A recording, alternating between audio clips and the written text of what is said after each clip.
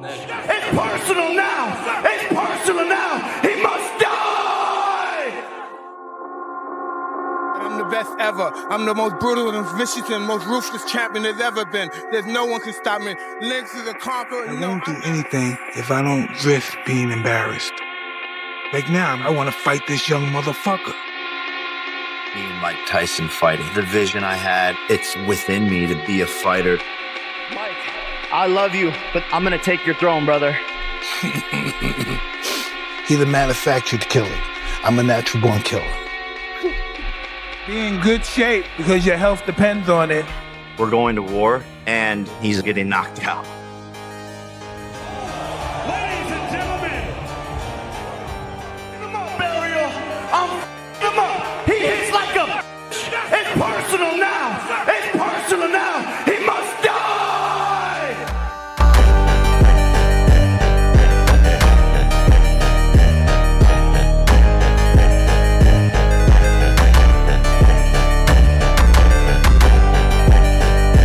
Sees the contest 80-72, while judges Lawrence Cole and Jesse Reyes see it 79-73, declaring your winner by unanimous decision, Jake El Gallo Paul!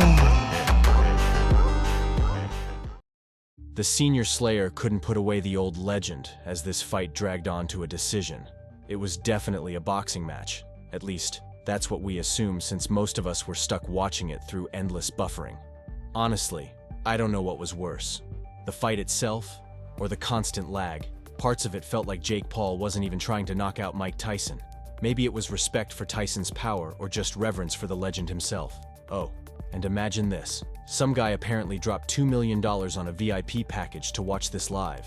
At least he didn't suffer the buffering apocalypse like the rest of us. The stream pausing every 2 minutes was infuriating. As a combat sports fan, it was pure pain. Sure, this was Netflix's first live sporting event, so technical issues were expected. But come on, the constant interruptions turned what could have been an average fight into a chore to sit through. Let's talk about pacing, boxing's Achilles heel. The main event was set for 11 p.m. Eastern but didn't start until midnight. Meanwhile, the main card kicked off at 8 p.m. How is it that boxing cards start 2 hours earlier than UFC's but still somehow take longer? Between commercials, endless commentary, and Jake Paul's snail-paced entrance in a moving car, the whole event was a slog. The camera crew literally walked faster than his car. It's boxing, not WWE. Cut the theatrics. Even the introductions dragged.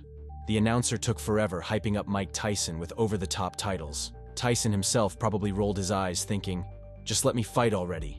And to make it worse, they played commercials between rounds in a pay-per-view main event. It broke the immersion and gave us every reason to turn off the fight. But hey, we paid for it, so we powered through.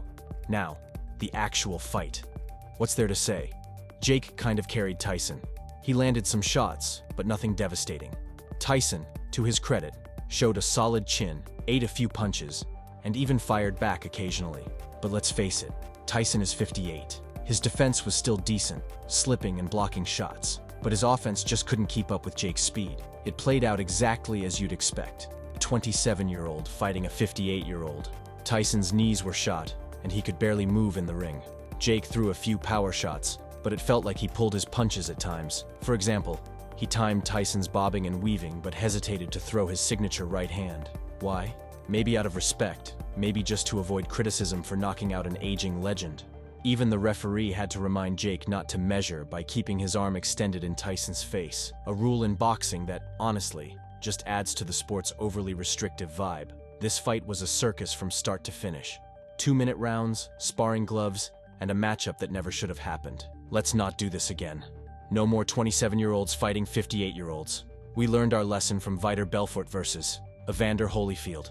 Legends like Tyson, Holyfield, and Lennox Lewis should stay retired and enjoy their legacy. Jake needs to fight people his age. The Tommy Fury rematch or a fight with KS would make way more sense. If Jake keeps this up, he might end up calling out George Foreman or Larry Holmes next. Seriously, Jake, stick to fighters in your bracket. The most impressive thing about this fight? That Tyson survived to a decision. Whether Jake carried him or not, Tyson proved his durability. But Jake failing to knock him out?